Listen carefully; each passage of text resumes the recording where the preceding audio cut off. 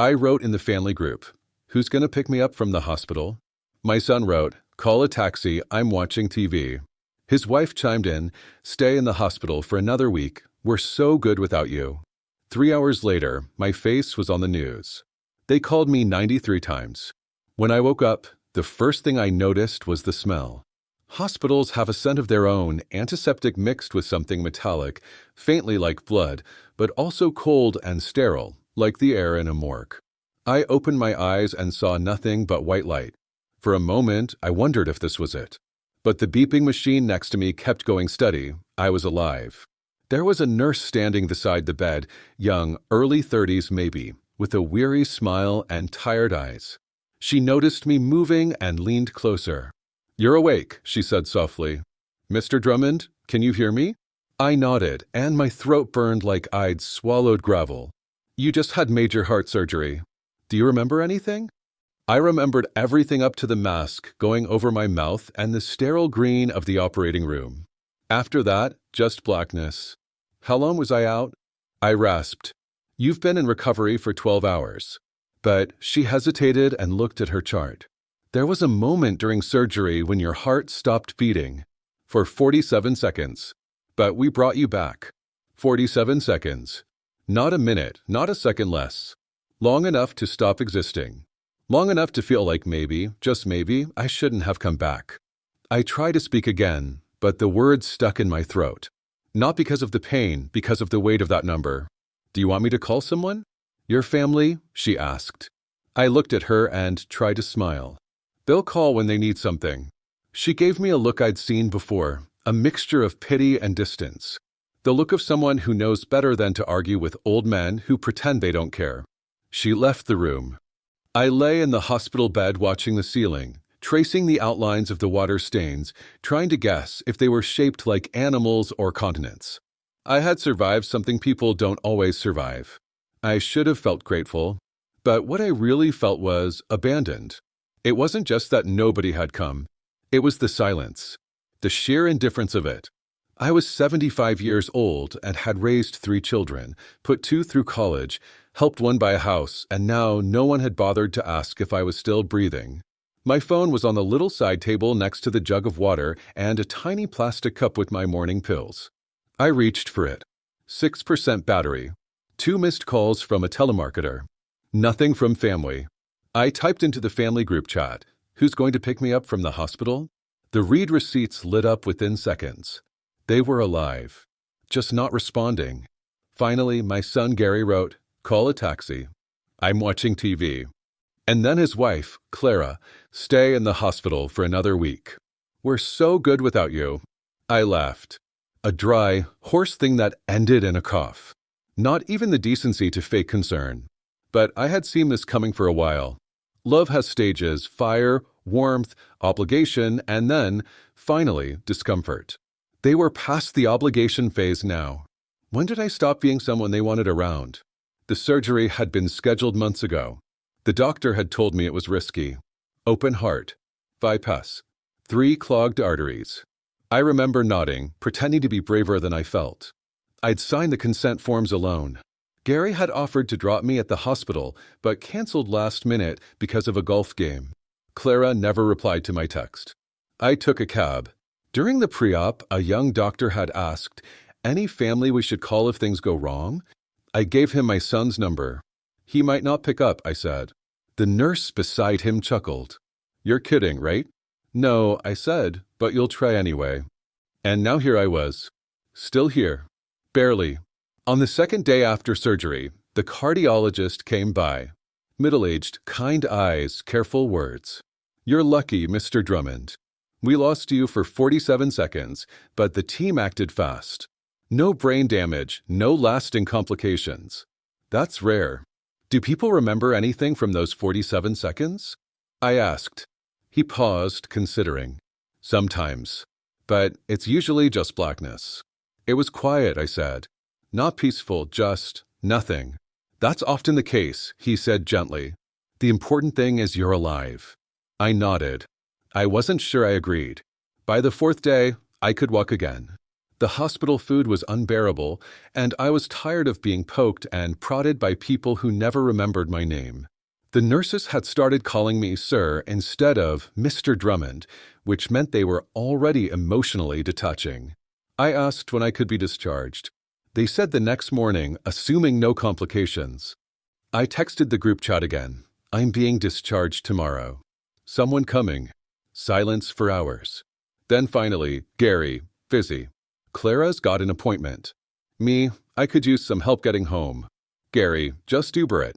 You're not an invalid.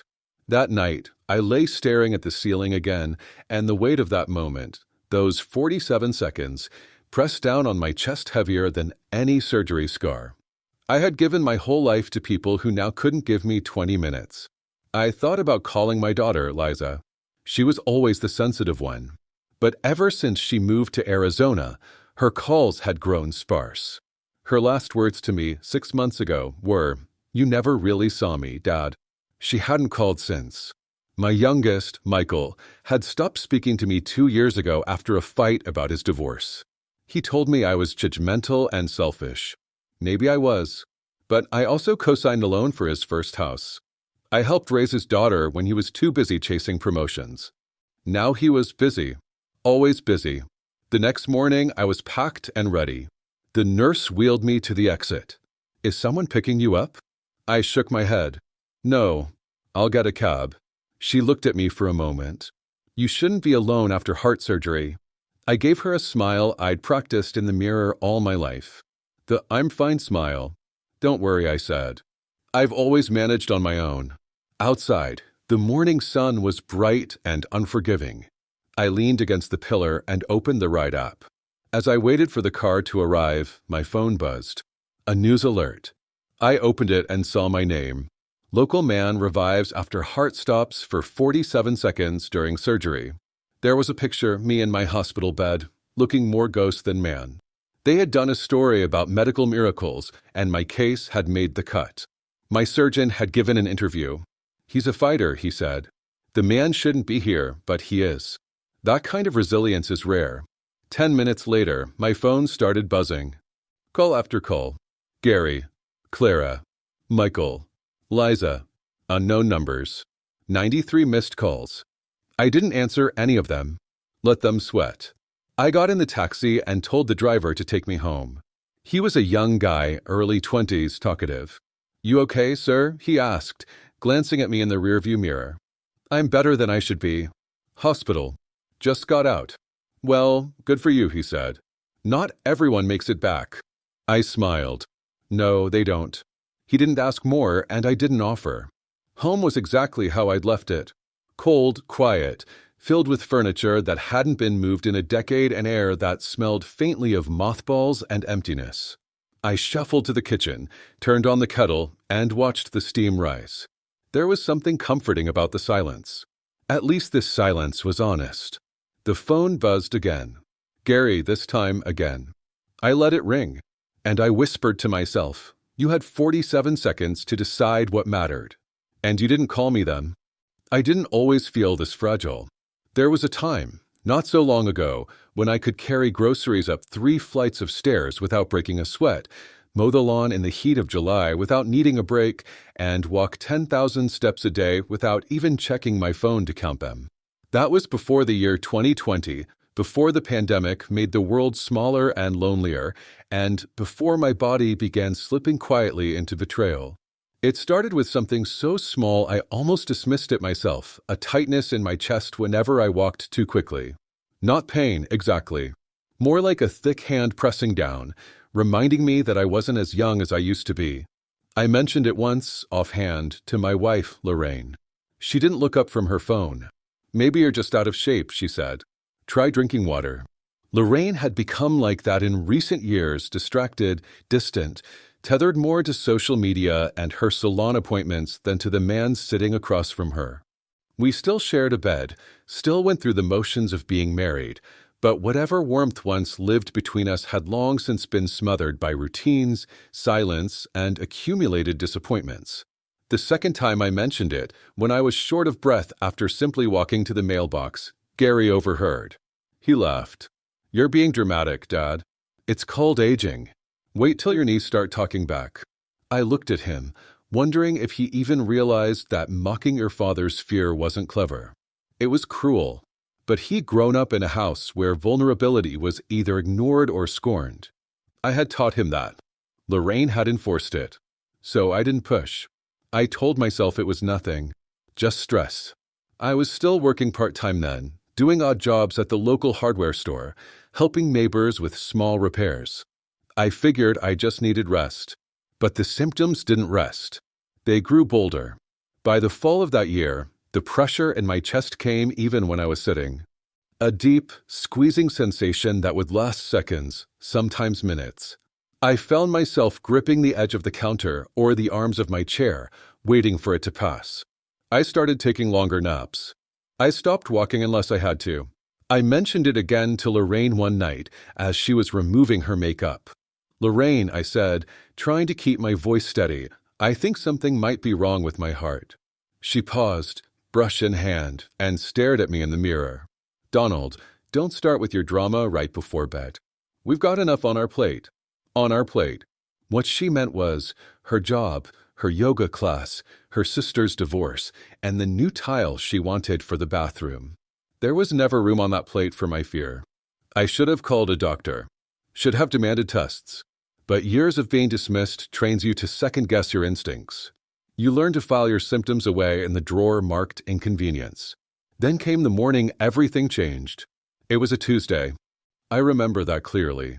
Lorraine had an appointment at her hairdresser at 10. She'd been talking about it for days, complaining that her roots were showing and her stylist was booked solid. She'd circled the day on the calendar like it was a holiday. I was in the kitchen making coffee. The sun had just broken through the clouds, casting a pale rectangle of light across the counter. I reached for the milk and felt it, a sharp, blinding stab in my chest, different from the usual pressure. My vision blurred. My knees buckled. I don't remember falling, but I remember the cold of the tile against my cheek. My hand knocked the coffee mug off the counter. It shattered. Lorraine rushed in. Her heels clicked against the floor like gunshots.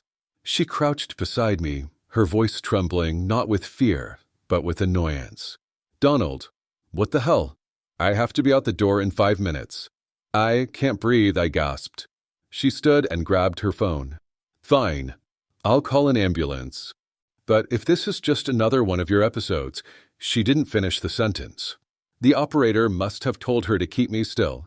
She knelt back down and held a towel to my forehead, not tenderly, just methodically, like someone wiping down a surface.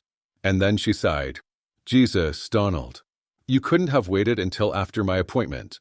It wasn't until the paramedics arrived that I truly felt safe. One of them, a stocky young man with kind eyes, asked me to squeeze his fingers. I couldn't. That's when they gave each other that look, that silent exchange professionals use when they know something serious is happening. The siren blared as we sped through the streets. Lorraine didn't ride with me. She followed in her car, but stopped at the salon first to reschedule. Later, when the doctor told me I'd suffered a minor heart attack, not a fatal one, but a warning, Lorraine barely reacted. She stood beside my bed, purse over her shoulder, her phone vibrating in her hand. You'll be fine, she said. You always bounce back. And then she left. Hair appointment rescheduled. Nails booked for the following day. Gary visited once. Sat in the chair, scrolling through his phone, offering hollow encouragements. You'll be back to grumbling about the thermostat in no time, Dad. I tried to laugh. It came out like a cough. He didn't look up. That was 5 years ago. I did bounce back, physically at least. But something shifted in me after that. I stopped trying to be heard. I became quieter, more withdrawn. I followed doctor's orders, diet, pills, walking. I took my own blood pressure and managed my own care because no one else would. And now, lying in my own bed after surviving 47 seconds of absolute silence, I couldn't stop thinking about that morning on the kitchen floor. That was when I realized love isn't always cruelty. Sometimes it's just neglect. And neglect, over time, hurts worse than hate. I stood in the pale corridor outside the discharge office, my heart traveling 1,000 miles before I did. The nurse's words had echoed in my ears. They want someone to pick you up. But nobody was coming. I couldn't tell them the truth, not again. It was easier to invent a lie. I dialed my neighbor's number, a woman I barely spoke to beyond polite waves over the hedge. The phone rang and rang. When she finally answered, I forced calm into my voice. "Teresa, sweetheart, my son's on his way, but would you mind parking your car by the exit? I'd rather not be alone when I step outside." There was a pause, then a clipped, "Of course, Donald." She didn't ask questions. I realized then how starved for company I was. Even a neighbor's pretense was enough. At the entrance, I spotted her blue compact waiting as I slipped out on my cane.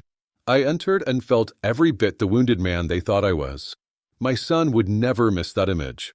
When we left the hospital parking lot, Teresa pinned me into conversation about the weather and the rosebush she was pruning. Her voice was gentle, real. I let her drive me home. Pulling into my driveway, past the pruning rubble, past the carefully mowed lawn, I hesitated. The front door was ajar. The first thing I sensed was chaos. I stepped inside. The living room was a madhouse. Gaming consoles and tangled wires littered the couch and coffee table. Empty snack wrappers and half-drunk energy drinks rolled on the carpet. The TV was blaring some online gaming commentary. Martin must have commandeered my flat to feed his latest addiction to streams and tournaments. I shuffled through, careful not to trip on controllers or cords. Somewhere in the mess, remote controls from my old stereo system, relics of a simpler era, lay buried beneath a pile of open game cases. The office beyond was no sanctuary. Slender notebooks stacked in chaotic towers. Perfume bottles perched amid colored pens. My work desk, my sacred place, was scattered with swatches of fabric samples, glitter glue, and an art catalog I didn't recognize. The flourishing mess was unfamiliar. This was not a home held together by years of care, but a showroom of other people's indulgences. I sank onto the kitchen stool. Everything glimmered in expense: the high-end coffee machine, artisanal teas, fresh groceries that had gone warm. The house throbbed with noise, shine, abundance, but none of it was for me. I realized I'd gone from father and provider to invisible fixture, an ATM, a silent servant, a backdrop for everyone else's extravagance. 45 years I'd shouldered it all: every school project, every medical bill, every car repair, every hurt, every holiday. And now all I had to show for it was a house that belonged to everyone but me. I stumbled into the hallway and found the safe, a discreet steel box wedged against the wall. My hands trembled as I entered the combination. It had been years since I'd last cracked it open. Inside, among dusty envelopes, lay a folder marked "Will" in my careful handwriting. I sank to my knees. The safe swung open with a metallic whisper. I drew out the envelope. My hands shook, but I had to know, what legacy had I crafted? I slit the envelope. My eyes traced the text. My will was a map of longing, not just terms and estate, but my testament. In my handwriting, I had detailed gifts: pieces of jewelry to my daughters, savings accounts to grandchildren, special heirlooms to nieces and nephews. And then a note in smaller letters, almost invisible, to my wife, the home itself. Use it well. Beneath that, a sentence I had written so I wouldn't say it out loud: "I hope this holds more meaning for you than I ever did." Tears blurred the lines. I surveyed the mess around me and felt that quiet ache, the revelation. I had given, and given, and given, until there was only me left to give from. Somewhere behind me, the gaming noise faded. I realized Teresa must have still been inside. She knocked tentatively. She entered, her voice soft: "Donald." I looked up at her, the will in my lap, the weight of decades in my eyes. "Is everything okay?" I told her nothing. Instead, I handed her a crumpled tissue. I exhaled, full of years of quiet grief and disbelief. I've been the provider, the caretaker, the strength," I said, voice shaking. "But I never gave them me." Tears lined my eyes. Teresa sat next to me, not speaking, just present. And that felt like the only kindness I'd known in days. When I finally looked back at the will, the words seemed different. Not accusations, but truth, a record of love that had always been one-sided. I folded the envelope and put it back in the safe, but this time I locked it not out of shame, but needing time to gather strength. I rose to my feet. "Tea?" I croaked. Teresa nodded and left. I listened to her footsteps, then opened drawers for cups, tea bags. I wasn't invisible to her. I made us both tea. The sound of water boiling, the aroma like something domestic caring. I carried 2 cups to the living room. The mess was still there, the noise still pressed in, but now I was here too. I placed 1 cup in front of me, one on the coffee table beside the surprise game controllers. I turned the TV off. Silence crept in, a silence I could control. No one came home that evening. Gary didn't show. Lorraine didn't call. And still I existed. Not as a vessel for chores or a backdrop to other people's lives, but as someone who could sit in a quiet house and be. I drank my tea slowly. It was lukewarm and comforting. For the first time in 45 years, I was present. The night had no comforts. Its silence pressed against my chest like a weight, matching the dull ache still lingering from my surgery. I lay in the darkness, staring at the ceiling, listening to my heart's steady, unrelenting thump. 47 seconds, it had stopped, then started again. But now, so had I. I thought back through the years, replaying the silent mornings, the indifferent glances, and the invisible man I'd become. The husband who hadn't been needed, the father who hadn't been missed, the provider who'd never been thanked. 45 years of life given away, as though love were a contract I'd willingly signed, with no expiration date, no renegotiation clause. But I was done. In the pale light of dawn, I rose not for the first time, or even for the 100th, but in a way that felt permanent. I dressed carefully, more for resolve than necessity, and walked out the door. An appointment with the truth by mid-morning, I found myself in a small, neat law office. A few potted plants, framed degrees, the quiet hum of a copier. I felt both out of place and exactly where I needed to be. The lawyer, a polite woman with steel-gray hair and a gentle voice, looked up as I was shown in. "Mr. Drummond?" she asked. "Yes," I said, keeping my voice steady. "I want to change my will." She nodded, gesturing to the chair. "Of course. What would you like to revise?" I leaned forward. "Not revise. Rewrite. I want everything, to the house, the savings, the cars, to go to a charitable foundation. A charity that helps heart patients, especially those alone, uninsured, or without support." Her pen paused in midair. "That's a large step. It's not spontaneous." "It's overdue," I replied quietly. "My family, they haven't been present, not before, not after.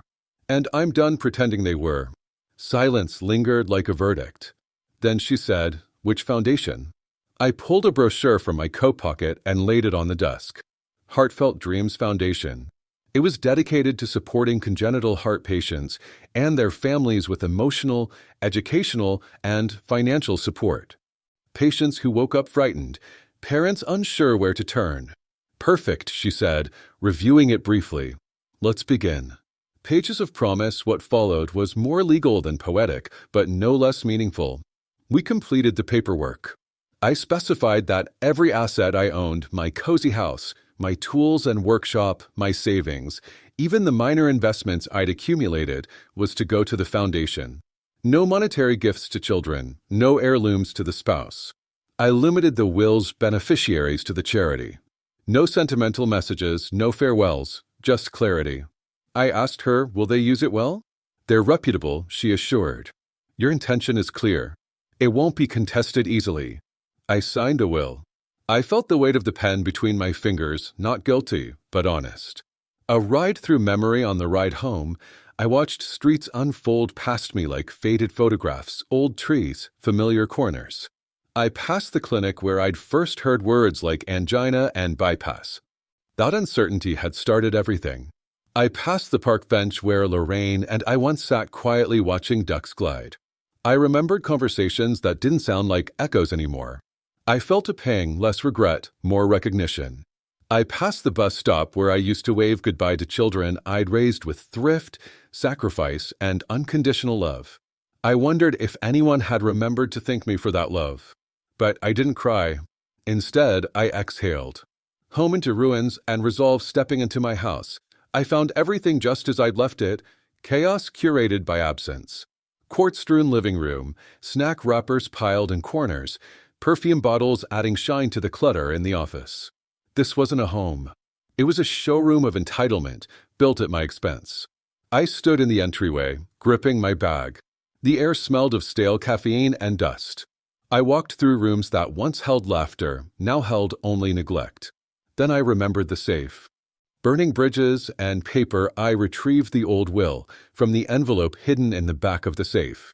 My handwriting, once dedicated, now felt alien, an artifact of loyalty unreciprocated. I tore it carefully, page by page, into strips and confetti, and dropped the pieces into the fireplace. The crackle of burning paper sounded like release. Ash floated, ghosts of obligations, expectations, and years of invisible giving. I watched until there was nothing left. I closed the safe, locking it not against intrusion, but as a grave to what I no longer carried. A family calls too late that evening, the phone's silence shattered.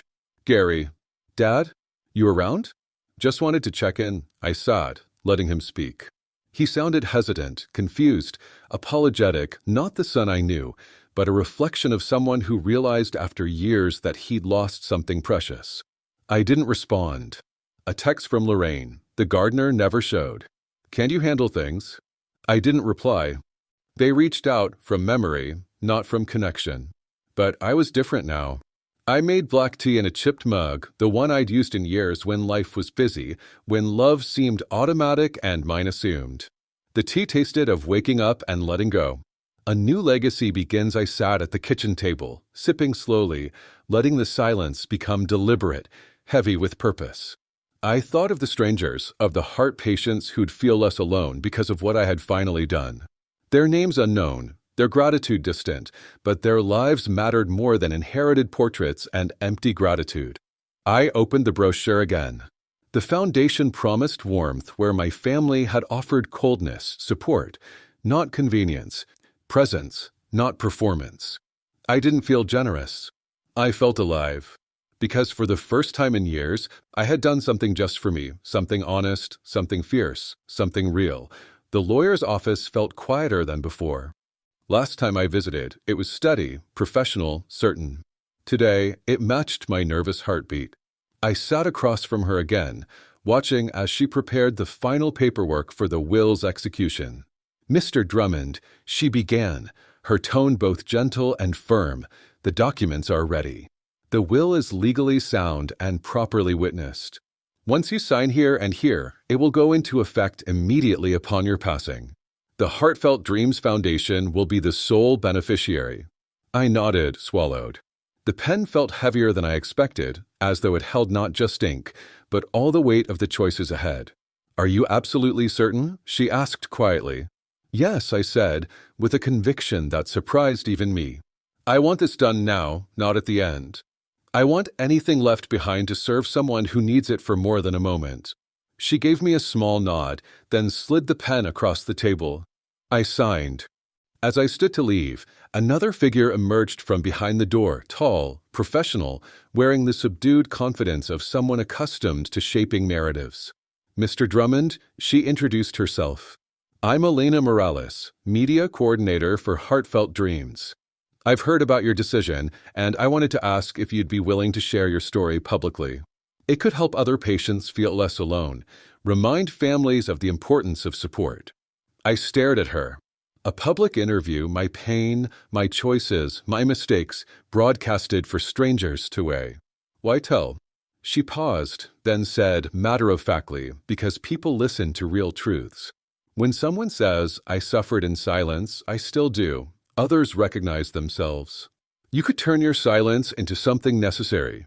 I thought of the empty hospital room, the ignored messages, the surgery, and then of every dismissed sign, every time I swallowed my hurt instead of voicing it. My failures, my own infidelity, how I had cheated on my family in emotional absence long before I ever touched another woman, sat heavy in memory. His voice trembled when I spoke. I want to, not to make them feel guilty, but to warn. She reached out a hand, small, firm. "Then we'll prepare. Television interview as early as tomorrow. No script. Just you as you are."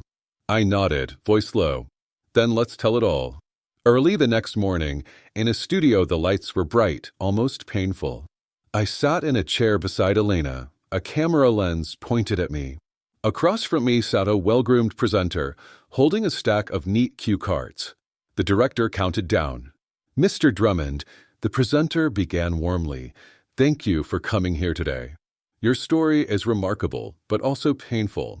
You have been through surgery, abandonment, and heartbreak. You made a decision recently to leave your estate to a foundation helping patients like yourself. Could you tell us why? I drew in a breath. The words felt brittle on my tongue, because for years, the silence from my family was louder than words. After my surgery, when the heart had stopped beating for 47 seconds, nobody came. Nobody cared enough to even pretend. My voice wavered. The presenter gave me space. I stayed in that hospital imagining my own funeral because that felt less empty than waiting for a visit. When nurses asked if someone could pick me up, I lied. I asked my neighbor to pretend to be my son. And when I got home, the house belonged to everyone but me. I had spent 45 years being an ATM, a servant, a ghost. I paused. Elena's eyes were steady. I also cheated, not in the way people think, I continued, as tears threatened. I emotionally cheated on them. I stopped being husband, father, friend. I tolerated neglect because it seemed easier than saying, you hurt me. It's easier now to admit that. I took a shaky breath. So I rewrote my will. Every asset I have goes to a foundation for heart patients. Because someone, somewhere needed it more than a family that could not value me while I lived. The presenter nodded. That's incredibly brave, she said. What do you hope people take away from this? I closed my eyes for a moment, then spoke with careful strength. I hope families stop taking their elders for granted. I hope they understand that love is not obligation, it's active. And I hope anyone who walks the hospital corridor alone hears this. Your life matters. Don't wait until the heart stops to find your voice. After the cameras stopped rolling, Elena found me back in that office, various crew members cleaning up. She placed a warm hand on my shoulder. You did good, she said softly. This interview, people will respond. I nodded, shivering with exposure. It wasn't confession, I admitted. It was a warning. She handed me a glass of water. It will reach people who need it. Over the next 2 hours, I watched the recording playback. I saw the man who never felt heard, admitting what he couldn't say in deeds, but was saying in words, finally. I saw pain, yes, but also the spark of someone reclaiming themselves. Later, watching the broadcast at home late that evening, I watched it by myself. The interview replayed on the screen, the presenter's voice gentle. The living room still held chaos. But this time, the mess felt less suffocating. It felt lived in. It belonged to the world outside of my pain. I turned off the TV and leaned back in my chair. In the dim light, I could almost feel presence, not from my children or spouse, but from the viewers I didn't know, the patients who might see me and feel a little less alone. The Foundation's name flashed at the end of the program, Helping Hearts Heal, starting with stories. I held the remote in my hand, thinking, my life was never about legacy, but now it might be about truth. Not for them, but for everyone. I woke early to sunlight slipping through the blinds, drawing pale stripes across the living room's chaos. Empty snack wrappers, tangled gaming controllers, and perfume bottles glittering on dusty surfaces, tokens of a life commandeered in my absence, seemed eerily quiet now, as if waiting. My chest was steady, the rhythm of a heartbeat that once faltered, a reminder of how long I'd waited to truly awaken. My phone vibrated in the silence. I glanced down to see the screen box overflowing with missed calls and voice messages. Mom, I read, no numbers. Dad, husband, wife, family. A dozen, then dozens more. The flood of names pulsed with panic before my eyes. I pressed the power button and let it go dark. I pressed myself deeper into the couch. This morning felt different, though, more vivid, like a moment of reckoning. I let the messages pile like mail from ghosts I'd long since tried to forget. That interview I gave, the one where I confessed my deepest regrets and announced that the house, my money, would go to patients with broken hearts, someone saw. The Foundation's media coordinator followed through. It aired last night. Something I'd done to protect my peace had exploded into their world, and now they were screaming into mine. I stayed quiet.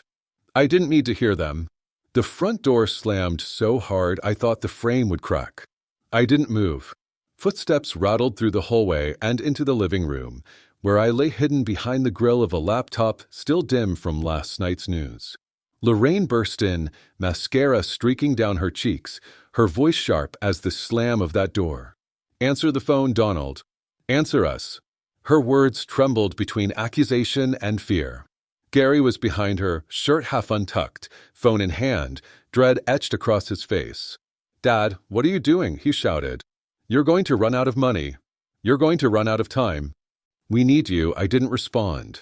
I watched them cautiously, through the corner of my eye, as though anyone who saw me might vanish. They prowled past the cluttered coffee table, exchanging glances. It felt surreal, like I'd stepped into a film where the scared characters stumble through ruins I built but never lived in. My own house had become their emergency supply until they needed it. Now they stormed in demanding answers, afraid of invisible consequences, terrified when the one person they relied on stopped fulfilling them. Lorraine pressed her hand to her mouth, trying to calm her breathing. She looked at me, realized I was there. Her expression flickered between horror and realization. She had lost something she never earned. Her voice came out small. "We love you.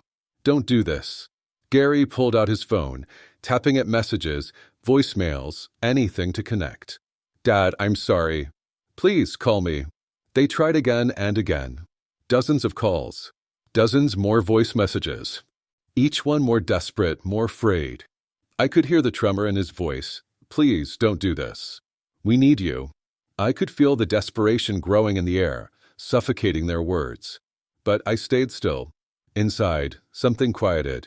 Something I'd carried behind the fiction of duty, something that believed love should not be traumatic. That fear should not masquerade as concern. I watched them flail through a chaos they created. I watched as they realized what leaving them with nothing meant. Lorraine crouched near me, cautious now, hurt clear in her eyes. She whispered, "I didn't think you'd actually do it." I made no reply. They backed away slowly, as if leaving an animal to calm. They drifted toward the exit, the same way I once drifted into empty bedsides or unattended birthdays. The weight of their retreat settled around me like a suffocating comfort. Silence reclaimed the house, no longer a betrayal, but a reclamation. I didn't move for hours. I just held the tea mug I'd prepared, black, no sugar, warmth seeping through ceramic. The house was quiet again, but this time in my way. I let the echo of their panic hang in the rooms, no longer haunted but purged. In the afternoon, the phone buzzed again. I looked. It was Mother Superior from the Foundation, calling to tell me that already donations had surged. Patients calling, volunteers volunteering emotionally. People who had names and stories and risked more heartbreak than mine, and hearing mine gave them something. Not solace, exactly, but recognition. "We're here," my flawed confession told them. I said, quietly, I made a home where silence was comfortable. I hope this tells others that silence can teach them as much as words. She told me it would. When I hung up, the house felt empty for the first time, not cold or neglected, but deliberate. I realized I had created space for something new. That evening, I walked through each room. The living room still looked like a battlefield for self-indulgence. Perfume bottles crowded the desk where I once scribbled letters to my grandchildren. Gaming controllers lay like unnatural flowers on the armrest. But now I saw them clearly, rather than through years of white-knuckled routine and attention. I shivered and went into the office.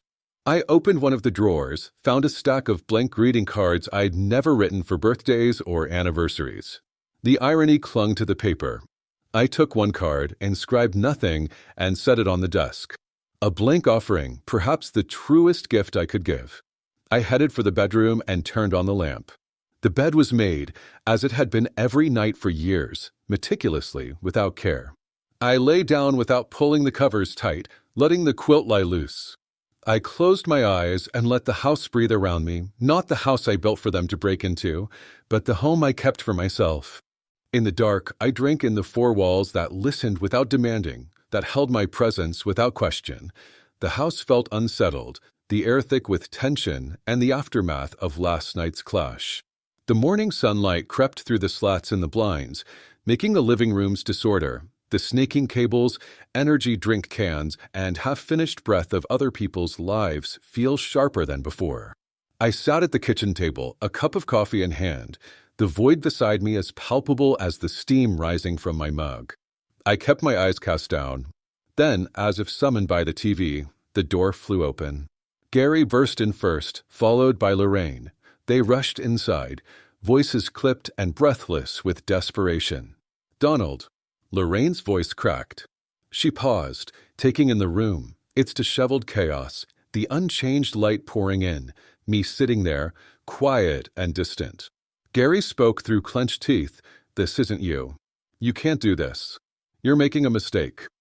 I remained still, unblinking. They perched near the edge of the table, eyes darting, scanning for softness or cracks, some sign that I would relent. Lorraine's voice tremored. "You don't understand how scared we've been. We thought you'd give us warning. We thought this was just an idea, not serious." I felt no anger in me, only the deep, hollow echo of being unseen. I announced it publicly, I said softly. It wasn't hysterics, it was truth. Gary's hand trembled as he clenched and unclenched around his phone. "Love," he began, hesitant, grasping. Love is complicated, Dad. I mean, mistakes happen. We're your family. We need you." I sensed the crowding panic in their words, the quiver in their voices, the fear of losing a home they never earned but took for granted. "I'm giving you 24 hours, I said, voice calm but firm. "You'll gather your things and go. This is my home now." Shock flickered in their eyes. Their mouths parted, uncertain where protests began. "You can't kick us out." Lorraine managed, voice rising. "This house was built for us by you." "And who lived here?" I asked, voice even. "Who is sleeping in other cities, ignoring surgery, vanishing from voicemails? This house hasn't been built for you. It's been held together by someone who didn't matter." Gary shook his head, tears pooling. "This is cruel," he whispered. "We've been selfish. But we're not monsters." I watched the volunteers of their attempts, pleas for empathy, the clumsy arguments of love. And I felt nothing. No guilt, no judgment, only clarity. "Love doesn't depend on ownership," I said. "We loved as long as it was convenient, as long as I was there to provide. I was your backbone. Now I'm forgetting the tune." Lorraine collapsed into a chair, fists clenched at her sides. "We never expected this," she said, voice small. "We would have tried harder." "Maybe," I answered. "What matters now is what you do." They stared at me, broken, unmoored. "You have 24 hours," I repeated. "I don't want to see you tomorrow morning. You leave, and I want that room empty, nothing left behind." Then I turned away, picked up my coffee, and drank, slow and steady. I felt more alive than I had in decades. The house was still, the aftermath settling like dust in corners.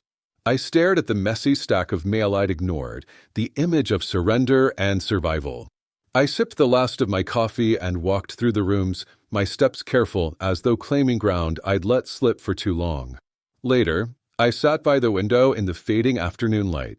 I watched the driveway, imagining their car pulling out, their faces shrinking behind windshield glare. I thought of quiet, not absence, but release, knowing that this choice was not born of cruelty, but of truth. I realized that, at long last, I was telling them what love never had the courage for, that you don't earn presence through demands, but through consistency. And I had given mine for far too long to people who never knew how to stay. As darkness settled outside, I heard the door click open, just once, then closed softly.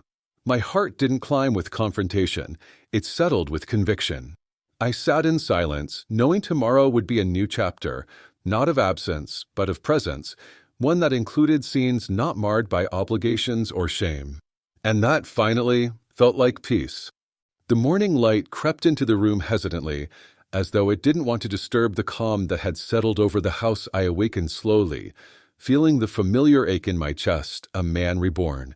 Steady heartbeat pulsing with a promise of ownership. I lay in bed, staring at the ceiling, the aftermath of last night's silence still shimmering in the air. The phone lay dark on the bedside table.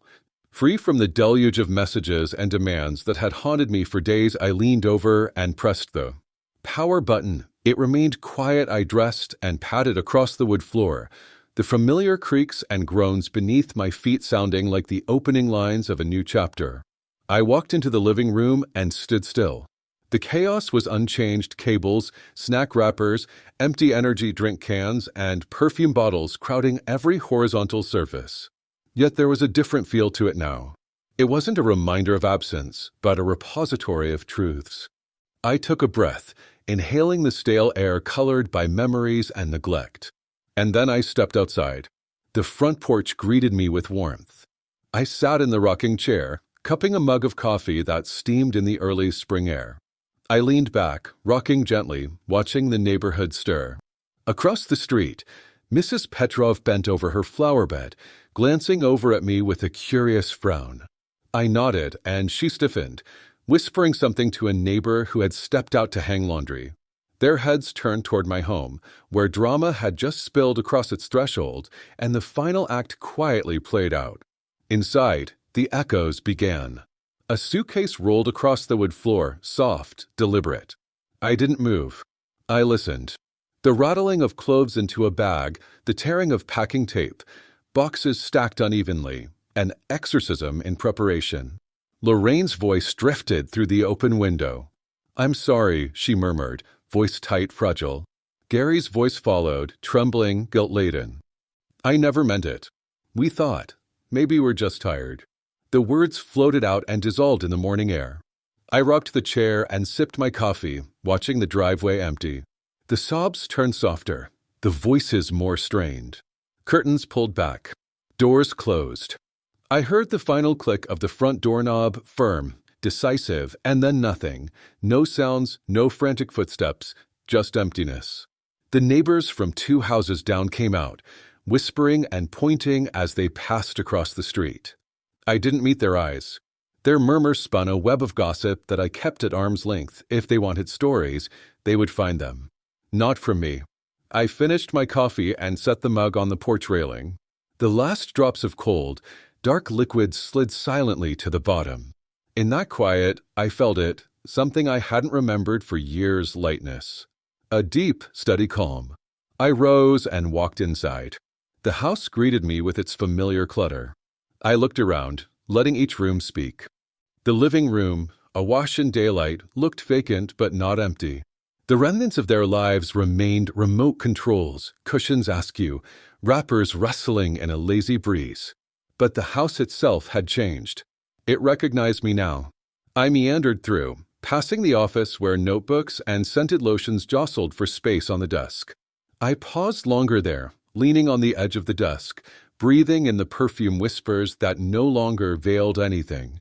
I ran my fingers over a blank greeting card stack, folded and used, waiting for words I'd never had the courage to write for them. Now they felt like accidents of kindness I'd postponed. I walked toward the hallway and stopped at the safe, the metal box that held the ashes of what I was no more. I opened it. The ashes looked black and cold in the soft light. I closed the door again, not wanting to disturb that tomb with anything more. I locked it. The silence resonated. I returned to the front porch. The spring sun had shifted higher. I sat back down and tucked my feet up on the rocker. The street was still. Neighbors buzzed softly beyond my property line, but the house behind me had emptied its burdens, and I faced the morning with nothing but clarity. I considered stepping across the threshold, walking away from it all, but I didn't. I stayed. This house was finally mine, every inch of it consecrated by my breath and presence rather than obligation and absence. The coffee table remained cluttered, but no longer an indictment, just pause. A reminder that life doesn't unpack itself overnight. I closed my eyes, letting the warmth of freedom wash over me. Years of fatigue, sacrifice, pressing silence, all drained away. I had done what love never did, protected myself. And in letting them go, I found a sobriety I never knew could be so freeing. The afternoon sun shifted, shadows lengthened. I heard nothing. No car pulling up, no voices anxious to tear a new wound in the fragile skin of this silence.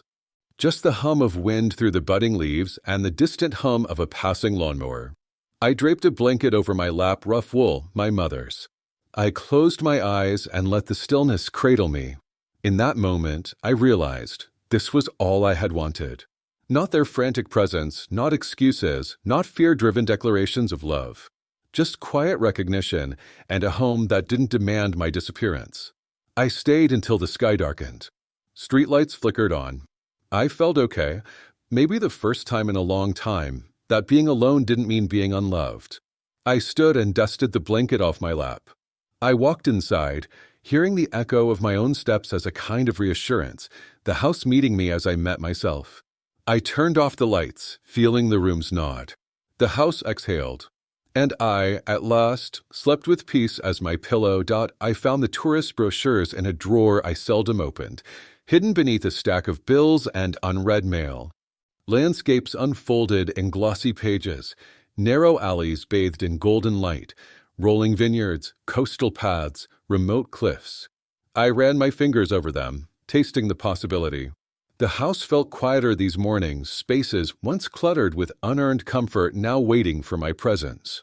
I decided then I would go, not to escape, but to discover abandon, the kind of abandon they never gave me. The Foundation's media coordinator had offered travel packages to heart patients, cheap vacations, guided tours. I thought I didn't need special arrangements. I wasn't infirm, just finally honest. I booked myself onto a tour that promised gentle walks, museum visits, local cooking classes. I didn't tell anyone. For the first time in decades, I was doing something for me and me alone. I remember stepping off the bus into a small Tuscan village, the air sharp with olive and sun-warmed stone. Around me were others my age, traveling solo. They smiled easily, I smiled back. One woman, named Marie, opened our conversation with a comment about the murals on the church. Soon, we wandered through artisan shops, sharing memories of homes left behind, lives redefined. I told her I'd once felt invisible in my own home. She nodded and said, "Here, we have nothing to prove." Every day, I joined small tours, walking through vineyards, tasting fresh olive oil, breathing history under a sky that reminded me I still had breath to savor. I hiked through a vine-lined path with a trim couple who whispered as though confessions, how travel had given their recently retired hearts a reason to beat new rhythms. I kept a small notebook, a gift to myself where I jotted names, like Marie, Alex from Ireland, Benoit from Lyon, places, recipes, stories. I met people on group tours who laughed openly when they realized I was traveling solo. The greatest adventures, one man said, are in the little surprises. He led me to a tiny cafe where the owner served peach pastries and local wine. It was the best he'd ever made. We sat outside on mismatched chairs, and for a moment, I felt a kinship I'd long since thought impossible. I returned from my first trip brimming, not with souvenirs, but with the simple glow of having a place in the world again. I washed the olive oil and wine from my hands in my bathroom home, while the house still housed the ghosts of comfort. But I no longer felt disconnected from it. I felt grounded. Back at home, I discovered a cooking class in town offered by a retired French chef, part of a community event. I enrolled. I met other people, some my age, some younger, who said they signed up because food was a way to taste life. We cooked, we laughed, we told slow stories that didn't need justification. I felt new muscles forming, not in my legs, but in my heart. Friends followed, a small group that met weekly. We did Tai Chi in the park, painted watercolors, walked on the riverbank, joined a book club at the library. I read about how friendships at our age can be gifts that protect our health, sharpen our minds, and bring joy without expectation. That realization lifted a weight off me. Months passed. I received an email from Gary. It was hesitant, respectful. He said he saw my interview again. He'd seen photos of my visits. He'd signed a small photography exhibit featuring seniors who traveled. "I'm proud of you, Dad," he wrote. "I've moved into a studio apartment, started helping out at a community center. I don't need money, but I'm afraid I lost my dad somewhere. Can we start over?" I stared at that message. It was the son I never let himself be again. I wrote back simply, "Come for dinner." no expectations. When Gary arrived, he looked different. Thinner, yes, but calmer. Nervous. I served him food from the new friends and recipes I'd collected, grilled vegetables, olive oil so rich it felt like sun, simple bread. We sat at the kitchen table, still home, but alive. We didn't dance back into old patterns. Instead, we built a new rhythm. He spoke of his job at the center, how making phone calls for local seniors made him feel useful. I listened. I told him about the trips, the quiet mornings abroad. I found me, I said. He nodded, as though learning to see. He stayed late, and when he left, he hugged me, not grasping, but gentle. I felt the years fold into something quieter, hopeful. I continued traveling, short trips, group tours, solo jaunts. I scaled the idea of travel once crowded with expectations into one with curiosity. I chose gentle destinations, historic towns, seaside villages, culinary routes, and paced myself. I applied tips I learned, roaming slowly, embracing solo time, staying connected yet not tethered each time. I brought home stories and laughter.